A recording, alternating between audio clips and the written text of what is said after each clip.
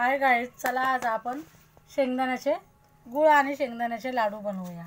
हे बघा, हे बघा सारण आहे। हे बघा गुळ आणि शेंगदाण्याचे सारण। अर्धा किलो गुळ आणि अर्धा किलो शेंगदाणे परफेक्ट प्रमाण आहे। हे बघा, आणि ह्याच्यामध्ये काही पाणी वगैरे काही टाकलेलं नाही आहे, ना घी नाही तेल काही नाही। हे बघा वाटण करून घेतलेलं आहे। आपण आता ह्याचे लाडू बांधूया। परफेक्ट माप असेल तर व्यवस्थित लाडू बांधले जातात। याला काही तेलाची किंवा घीची गरज नाही, तुपाची। हे बघा, तुम्ही बघू शकता लाडू अगदी मस्त आणि सुंदर असं वळला जात आहे।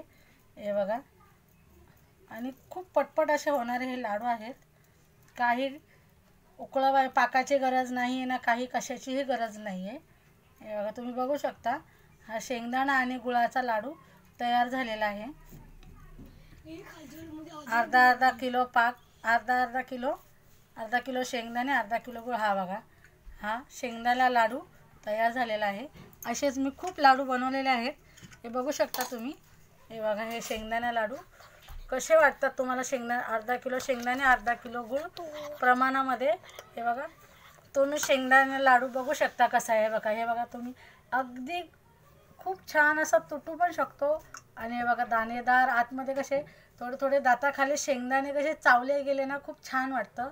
आम्हाला घरामध्ये असेच आवडतात। हा लाडू खूप छान असे लाडू होतात, तुम्ही करू शकता। आणि थंडीमध्ये गुळ आणि शेंगदाणा लाडू खायला खूप छान वाटतात।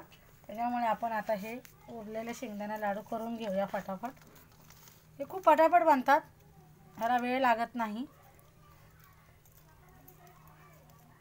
ह्याला शिजवायचे वगैरे काही, शेंगदाणे भाजून घ्यायचे मस्त। ह्याला कशाची गरज नाही लागत, पाकाची नाही, कशाची नाही गरज लागत। हे बघा, तुम्ही बघू शकता हे शेंगदाणे, मस्त शेंगदाणे आपण बनवू शकतो। शेंगदाण्याचे लाडू कसे बनवायचे, नवीन रेसिपी काय टाकते, लाईक आणि सबस्क्राईब करा। बघतात पण लाईक आणि सबस्क्राईब करत नाहीत। आणि कमेंटमध्ये सांगा तुम्हाला व्हिडिओ कसे वाटतात, कसे नाही वाटतात। हे बघा, बघू शकता हा लाडू मस्त असा लाडू पटापट असे। बघा, बघू शकता लाडू मस्त। हे बघा, हे लाडू बनवलेलेच आहे मी। हे लाडू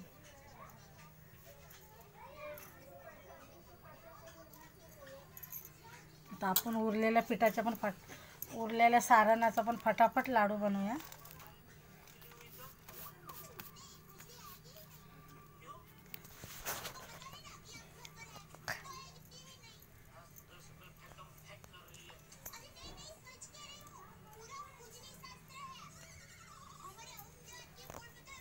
तुम्हाला वाटत असेल लाडू होत नाही आहे, तुम्ही तुपाचा पण हात लावू शकता। मी नाही लावलेलं तूप बीप काय, कारण माझे लाडू व्यवस्थित होत आहेत, त्याच्यामुळे मी तूप बीप काही लावलेलं नाही आहे। खायला खमंग, रुचकर आणि पौष्टिक असे हे लाडू आहेत। गुळ शेंगदाण्याचे लाडू आहेत, आमच्या घरात सगळ्यांना आवडतात। त्याच्यामुळे तुम्ही बघू शकता, तुम्हाला आवडेल असे ते शेंगदाणा लाडूचे आकार, मोठा छोटा कसे तुम्हाला जसे आवडेल तसे तुम्ही करू शकता।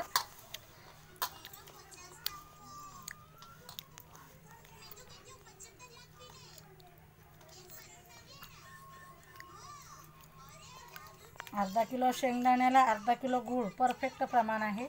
वेलची पूड टाकायची, मस्त सुगंध येतो आणि चवीला पण खूप छान लागते लाडू वेलची पूड टाकल्याने।